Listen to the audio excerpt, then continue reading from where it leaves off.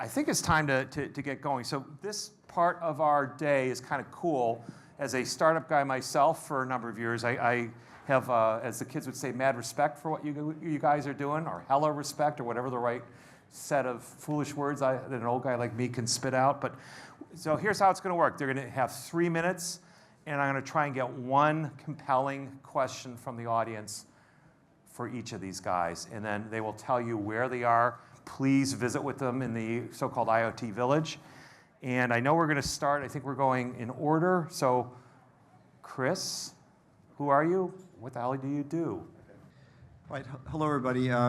My name is Chris Davis. I'm VP of Smart Cities at Simcom Lighting, and I'm on the committee to organize this event, which I've been doing with Mark and Katja and Vanessa Fox and Bill Macbeth and a whole bunch of other people for the last 4 or 5 years. So thank you for coming. It's always good to see old friends here and to make new friends. There's been a really strong community of practice developed amongst all the players, and there are a lot of new creative ways to drive these types of projects to deliver real value to cities and people. I said Internet of Outdoor Things in the smart city space. These are some representative applications. I won't read it to you. Most on the left side sort of fit in the utility space on the regulated side, and most on the right-hand side are applications that could be done in the unregulated space by utilities.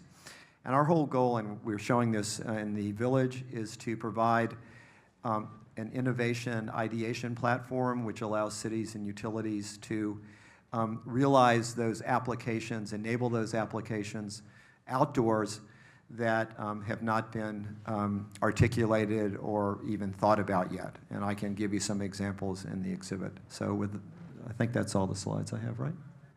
Anyway, what we're talking about is, I did these slides so many weeks ago I couldn't even remember what was on them. But this whole environment in terms of enabling the Internet of Outdoor Things we call near sky. And the whole notion, we're operating this space, and if you look up, it's somewhere below heaven, down to earth. And it's all about networks and devices and things and data and so on and so forth. So come see us. Thank you very much. Before you go on, so one question from the audience. Anybody have a question? How do you monetize that for the cities? Great question. If you look at a street light pole, an average rent that the city pays utility for a pole is about $181 a year. So think how long those suckers are in. So if the city or the utility owns a pole, they can put other services on the pole. How many people here get frustrated with their cell phone service, right? You know, you don't have coverage. So there's this big push, especially amongst the 5G evolution that's coming on, to put small cells all over the place on streetlight poles. The rental for those poles on an annual basis would be anywhere from $200 to $2,000 a year. And of course, the utilities can make money from the electricity that they sell being on those poles. They're called pole attachment fees and all these other facility fees. So there are lots of ways to make money. And when I talked earlier about this community of practice in smart cities, you're finding that people that were enemies or never cooperated before are starting to stand up and say, okay, how do we do this? And at the end of the day, it's making the cities better places to live and work and to give time back to people. So that's just one example. I could go on and on about this in terms of how you can make money. Time is up. Next. Thank you, Chris. While we're switching, I really compliment Chris for having the word zombie on a slide, by the way. Oh, yeah, it's kind of cool. That's a long story. I'm happy to share that over a beer. He's buying beer. ConnectM. Cocktails on you. You're up. Thanks. Do what you have to do. Thank you. Hi, everyone. So my name is Bill Bubenik. I'm the CEO of ConnectM.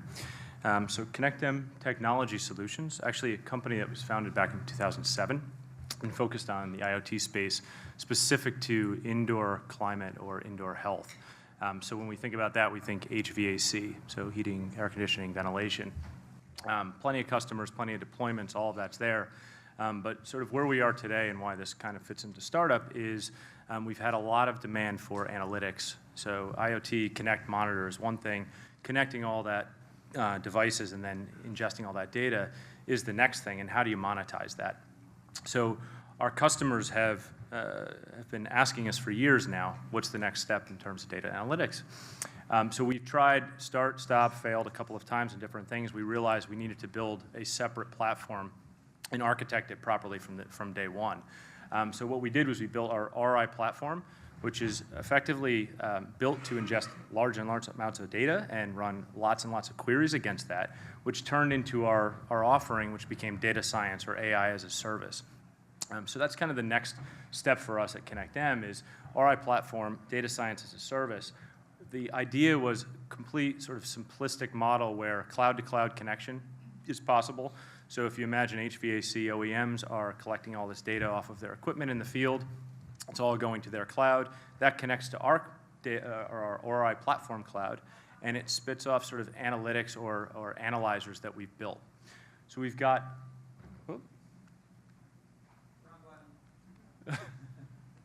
sorry guys. Go to the right. I'm trying. There it is. Okay. So to give you an example of the signatures that we built, we have a library of signatures, all data science driven. So we can predict component failures. So for example, one of our customers is a commercial chiller manufacturer. What they want to know is in the field, can you save us a truck roll, right? And I think what's important for us is the signatures we built have a business case tied to them directly. So we want to make sure that you can save a truck roll. Here's a predictive analyzer that can predict compressor failure, let's say within 14 days. And that's typically what we've been able to provide. Another example would be signatures around detecting mold risk. So we're talking to thermostat companies or smart thermostat companies. They're now able to leverage our platform and then provide mold analysis or organic growth sort of analysis on a real-time basis for your home. So we're seeing this as the next level for any connected device that's in the field to leverage data science in a very simplistic way where they can sort of offer these next level services or applications relative to their IoT devices. I think I'm out of time. Yeah. So question, delineation of data, who owns it, how do you protect it, privacy, security, and something? That's 5 questions. It's a lot. Data. Yeah. So all we ask. The algorithms to define them. The algorithms to define. Yeah. So we ingest the data. We ask for it anonymized, right? And effectively they own the data. We have no ownership of the data. It just flows through our platform, and our analyzers get run against that. Now, just to be clear, these are analyzers that we built with our in-house data science team, but we've also built this as a marketplace, which we also think is interesting, where we're leveraging data scientists from all over the world who are also contributing, and we're offering them a revenue share on analyzers that are picked up by our customers to give them sort of an annuity revenue stream or incentive. So that's allowing us to sort of really leverage up our reach to global data scientists and even ones that are sort of sought after and maybe not available. So they're kind of moonlighting on this data. So if I hack into your platform, I can't map it back to the provider or your customer? No. Are you going to hack She's into exceeded her allotment. That's it. That's it. All Thank right. you. Thank Good job. you. Dynamically, huh? Hi, you ready? So if you've got a slide, just do that. And if she asks a question, she's just done. And Ken has one more question just in case. That's right. All right. Hi, everyone. Thanks for having me. My name is Marilyn Carmaison. I am Director of Projects at Dynamically, and I am here to introduce you to our conversational technologies and tell you a bit more about how they can be integrated with IoT devices. So at Dynamically, although we are a web application development company, we really consider ourselves a conversational user experience one. So we build the next generation of website using conversational AI. So having something that is interactive. So the next generation of chatbot, basically. So imagine that you can interact with a website the same way we interact with someone, that you can talk to it, just literally talk to it, message it, and the website will talk back to you, will bring the content that is relevant to that conversation. So this is the type of experience that we want to build. So we have developed that new platform that we call DAVE. So DAVE stands for the Dynamic Audiovisual Experience, and basically it is Siri or Cortana but for your website and tailored to your brand. And to me, the applications are endless, especially with the IoT device integration. So if you think about medical devices or just wearables, you could very well imagine a user going on a website and say, hey, so show me my activity report, show me my mood chart over the past 6 months. What about the past week? You could see smart user manuals, you could have education, FAQ, and have a very nice conversation built around it. So have that smooth experience and having the feeling that you have either a physician, a nurse that is there for you to answer your question, having your personal own dedicated tech support for your things. So for many years, we have been learning how to interact with technology, like swiping, scrolling, just clicking around. And well, at Dynamically, we think that it is time that we switch the roles and that we can just talk to our website and our machine. Thank you.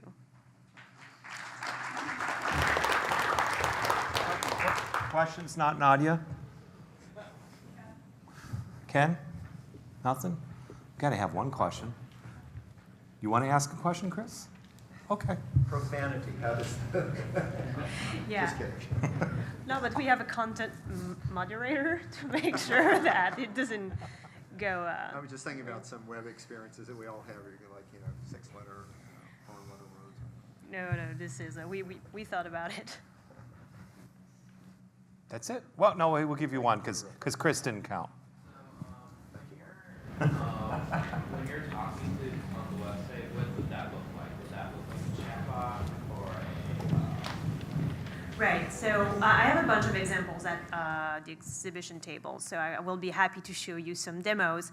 But we build custom solutions, so it can be just a chat bar that is integrated on an existing website. So in this case, this is more smart navigation, or the full experience where you just go in and you say, hey, hello, I'm Dave, I'm here to help you like put up a new tent, or like help you with your insulin pump. So what do you need me to help you with today?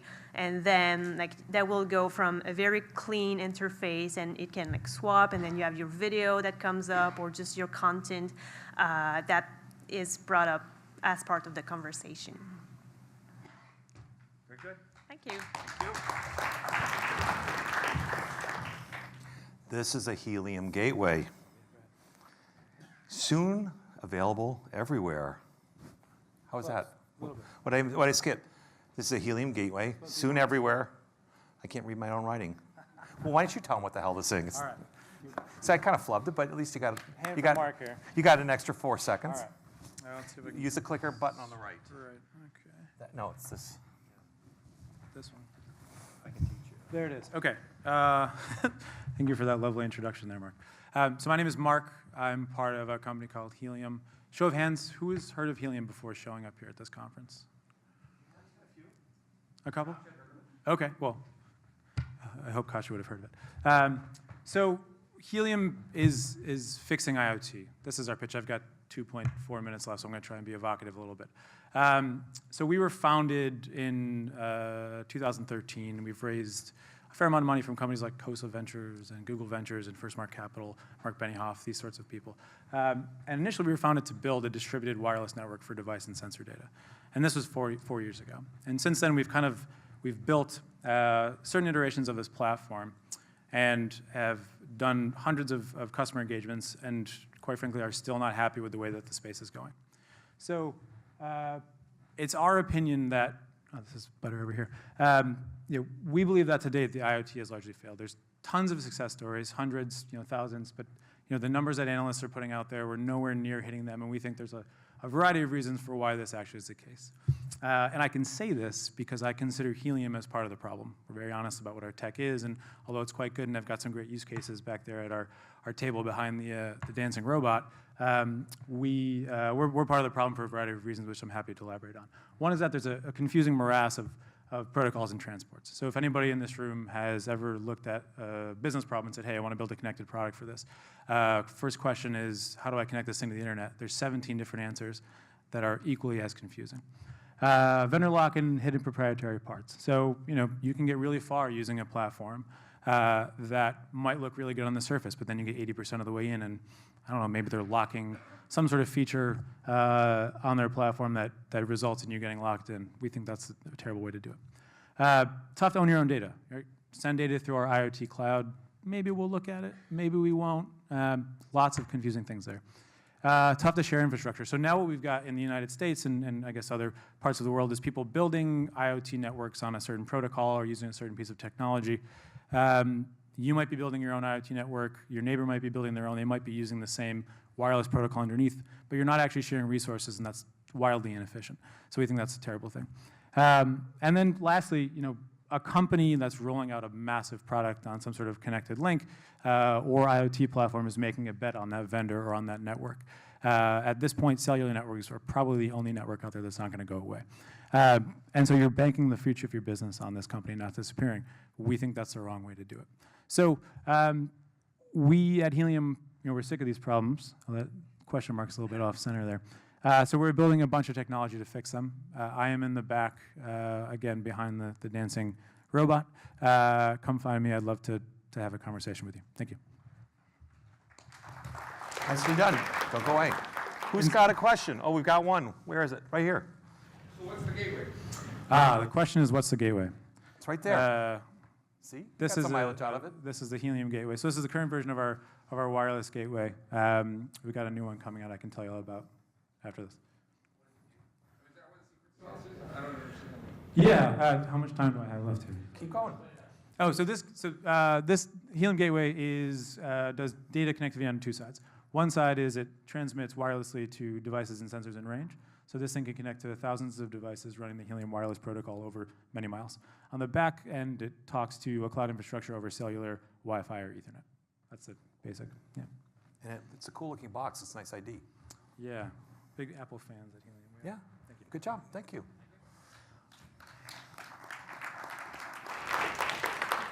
It's fun. I like products. I like things.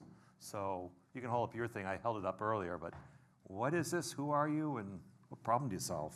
Sure. It's been up here the whole time. It hasn't been stolen yet. So. No, I left it right there. I mean, we do have trackers in the back. We can put trackers on them as well. Go. All right. So my name is David. I'm with a company called Nightingale. Thanks for having us here today. This product's a little bit more simpler than some that you just heard about. But what I want to do here is help you fall asleep. Not right now, but hopefully tonight. So we've invented the first smart home sleep system. So we're looked at a market, sleep machines, white noise machines, you can call it different things. And we saw an area of innovation, both from a product design, from a product quality perspective, and also from a connected device perspective. So why Nightingale? So we've got a product here that helps you fall asleep faster and then stay asleep longer. We're actually the only white noise machine type company that's actually done research in this space. So we finished quite a long trial with Harvard Medical School, if I can say Harvard in this building, across the street with Brigham and Women's Hospital. We tested Nightingale in their sleep lab, and the results from that actually showed that people fell asleep 38% faster than without Nightingale. And that's equivalent to many of our popular prescription drugs, which you need for sleep medication. So there's a really good story there. So this is the only clinically tested sleep machine on the market. We also finished a research study just a couple weeks ago with Dr. Oz and his company ResMed with Sleep Score Labs, which also showed how Nightingale can help people stay asleep throughout the night and wake up feeling better and refreshed in the morning. So how does it work? Nightingale uses sound masking technology. So we're helping to mask sounds that would typically wake you up from sleep at night, whether that's traffic noise or neighbors or crying babies or roommates or whatever it is. So we're helping to mask noise that would typically wake you up. And some of the key features for this product, so we can put it directly in a wall outlet, so you can plug it right in, and it's got pass-through plugs. A lot of people mistake it as a smart plug. It looks like a smart plug, unfortunately, but it's just because there's pass-through plugs in the front, so you don't lose an outlet. We use the walls to diffuse sound in your room. So think of surround sound for a sleep system. We're using both walls and the ceiling to push that sound up on the walls to help create a more effective sound masking environment. It's personalized for room acoustics. We've got auto scheduling, so you can kind of set it and forget it. The lights also, it's got lights on it, which also are auto scheduled. And of course, we're here at a Connected Things Summit because it's a connected device, so it's got both Bluetooth and Wi-Fi capabilities. You can control it via Alexa and Google Home, via IFT as well. And part of the, I'll jump into the IoT piece of it as well, but part of the reason that it's a connected device is so we could go into hotels. So I think complaints of guests in hotels, number one, it's the mattress. I think number two is noise. So noise is a big issue for hotels and the hospitality industry. So we've got a product that's connected for consumers, but also connected for a reason, which is what allows us to sell it into hospitality. From an IoT perspective, you set up over Bluetooth, you control over Wi-Fi. We've got an Android app, iOS app, and a web app as well. Connects to IFT, Alexa, Google Home. We have an API for hotel customers. So if you go to the W, down in the theater district, we've got 150 rooms set up already there. It's one of our biggest beta trials going. We've got deals with Hilton and Marriott and others as well. So we can help mask noise for guests, and the front desk can control it via our API. So then actually go up to different rooms, they can control the settings from the front desk. So it's a really cool situation. We use the Ayla Cloud, we've got firmware on the product, we've got mobile apps, and there's 2 per room. So there's actually a lot of complexity. Although the product looks really simple, on the back end of how it's actually run, there's quite a bit of infrastructure and work to do there. So you're getting the hook. All right. Available today. Available today? I'm sorry, that was inelegant, but who has a question? Frank Gillette, do you have a question? You're the bomb tosser. Where do I see you? Thanks. There he is. Do you have a question, Frank? I knew that you didn't, but. I think I guess the question is how this might tie into other technologies and gadgets that people are using to try and improve their sleep. I didn't hear anything about, say, 'Cause I cut 'em off. into HomeKit or HomeKit. There's a bunch of other activities around sleep and health. So our view on this was there's a lot of products that monitor your sleep and tell you that you don't sleep well. Our position was we're going to create a product that is affordable, that's better than others, that helps you sleep from day one. So we do work with, so a company like Sleep Score Labs uses their S Plus sensor, and that data they share with us, and then we can help actually recommend our products to people that have issues, say, falling asleep, because our product helps reduce sleep onset latency. We don't measure sleep. We don't have a microphone in your bedroom. These are just product decisions that we made. We could do those things. We're creating we've got a roadmap here. We've got another product coming up soon. But our focus is really on helping people sleep. We know noise is an issue. We're here to solve it. So we don't see there's a lot of sensor products out there. There's a market for that, I'm sure. But we can learn from that data, and then we can make our product better. But we don't actually have to capture that information ourselves. Cool.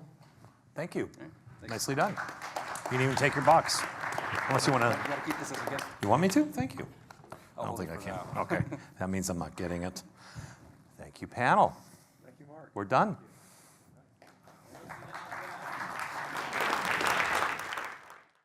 So I'm going to call George Ecker, flew in from San Diego. Come on up. Who are you? What do you do? What problem do you solve? 3 minutes. Go. So I'm standing between you and whiskey, I heard. I'm the CEO of Nova Mobile Systems, and our background is we were formed in 2008. We are specialists in rugged mobile computing designs, so we have a deep knowledge and experience with complex hardware. Those designs we sold off in 2011 and created what's now known as a cloud-based intelligence platform, which now became, of course, IoT. So that's been our history. We've been operating a asset and sensor-based IoT platform since then. And this year, we're announcing our C-Assure visual IoT product, which layers on top of all the normal location-based services and sensors. And the reason we're looking at this particularly, and I think it should be of interest to everyone, is the visual layer gives you true intelligence. Most of IoT, and a lot of what we're dealing with, gives us information, but we can't make real, true decisions, especially in human-based circumstances like driving. So this is why we're excited about it, but we can also combine different visual aspects. So if you have a camera that's for transportation in the vehicle, but also you're combining that with maybe personal, with construction cameras, with heavy equipment. We're putting cameras into digital signage, And then gaining with machine learning and artificial intelligence, we're seeing human behavior and those types of things. So that's what we're about, and that's what we hopefully get to share with you. Quick fire question. Any questions for George? Someone's got to have a question. Sanjay, you must have a question. I always pick on you. You know George, so. Quick one? No? No? Thank you, thank you, Oh, wait a minute. Dirk thank you, has a question. Sanjay. Dirk, what's your product? What's your product? My product is The platform. My product is a SaaS-based IoT. So basically, we're giving a subscription-based visual intelligence platform or product. Okay, George, thank you.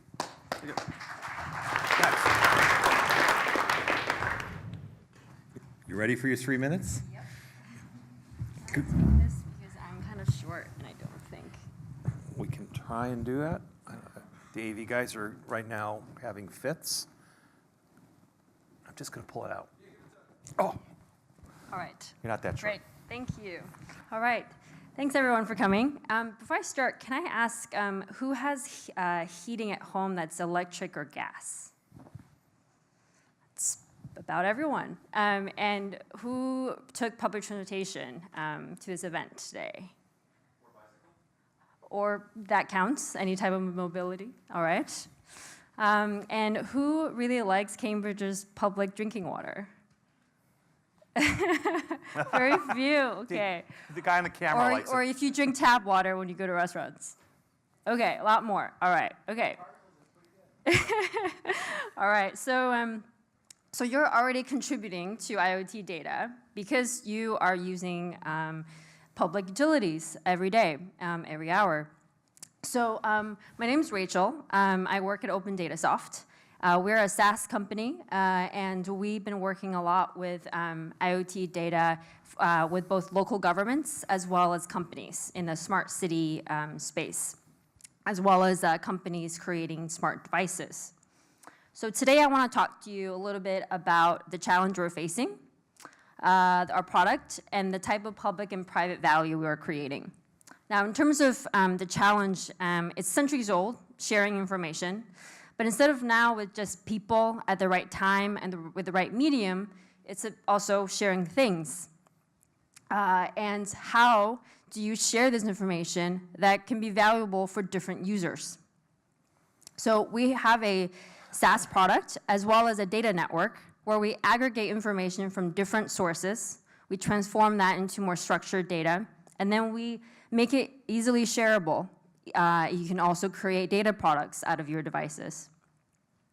In terms of my example and my earlier questions about these public utility services that you use, for governments, this data is very valuable because it's their way to improve and enhance public service.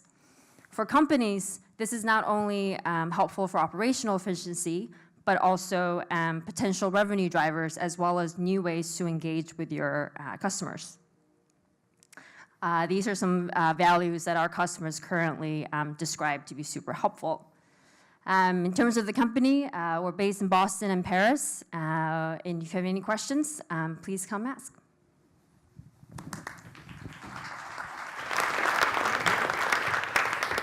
Anybody have a quick question? It's hard to see. Dirk, did you ask your question already? What's our product? You knew what that was? You said what your product was? Okay. Krenar. Tive. See, I said it right. Tive, that's Tive. right. Thanks, Mark. Krenar is a great entrepreneur, by the way. Thank you. All right. Hi, my name's Krenar. I'm the founder and CEO of Tive. And what we do is we help companies take surprises out of their supply chain. And how do we do that? Well, we started with a few people first. We're right here in Cambridge. We're a team of 11. And we have deep expertise in low-power wireless communications, RF communications, and wireless. And at the same time, we also have deep expertise in supply chain and business development from my co-founder, Rob Stevens, who used to be working at Kiva Systems, that's Amazon Robots today. And what's the problem that we're solving? The problem that we're solving is huge. Companies lose billions of dollars a year in cargo losses. Pharma companies lose $30 billion a year because of replacing products that have gone bad due to temperature excursions. And this is an exciting space to be in. And the way we solve this is that we have an integrated tracker and software solution right here that gives customers real-time insights into the location and condition of their goods. Companies spend hundreds of millions of dollars today on working capital any given day because they don't have good visibility into their supply chain. And if we could do that, if you could save just a few percentage of their working capital, you're saving a ton of money for these companies. And why we're here? Because this is a connected thing. That's why we're here at MIT Connected Things. And this is a piece of hardware. It's cellular connected. It has the longest lasting battery life compared to any other tracker out there. That's the world's smartest tracker. In addition, we have software that provides real-time alerts and analytics for our clients. And the exciting piece is that, as you all know, this is the best time to disrupt supply chains. If you think about cellular connectivity, where that's going, with new technologies like Cat-M1 and NB-IoT, the timing to be in this space to disrupt supply chains has never been better. And in addition, supply chains are becoming more smart. They're becoming more conscious. One day you'll be able to order something. The manufacturer will predict that you actually we're going to order that red shoes or whatever you're ordering. It's going to go into a truck that's going to drive itself to a port. The port that's fully automated is going to take your product, put it into a ship that's fully autonomous and gets to a port here in US, gets to another truck that's fully autonomous and gets to your doorstep. And in order to ensure that traceability is there, and to ensure that all the product that actually you ordered is going to get to your place in good condition, you need to have devices like this that track and understand what's happening with the goods. And that's why I wake up every morning to actually work in this space. I'm really excited about it. Thank you. And if you guys want to stop by at our exhibitor booth, feel free. And we're also hiring. So thanks. Tanya has one question. Okay.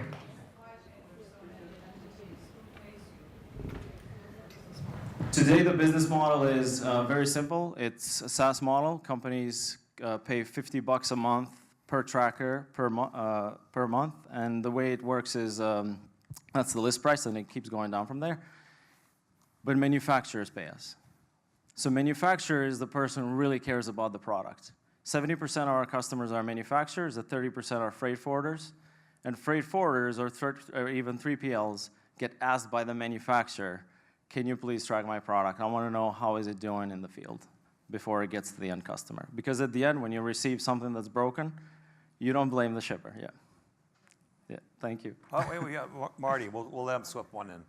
What's your proprietary advantage? Proprietary advantage is a couple of things. One, the most important thing is really around battery life and power savings. And the way we do that with our firmware that we've developed is actually making sure that this battery lasts the longest compared to any other tracker. If you take the same battery size and compare it to every other tracker out there in the field, it's around 2.5, 3 times better.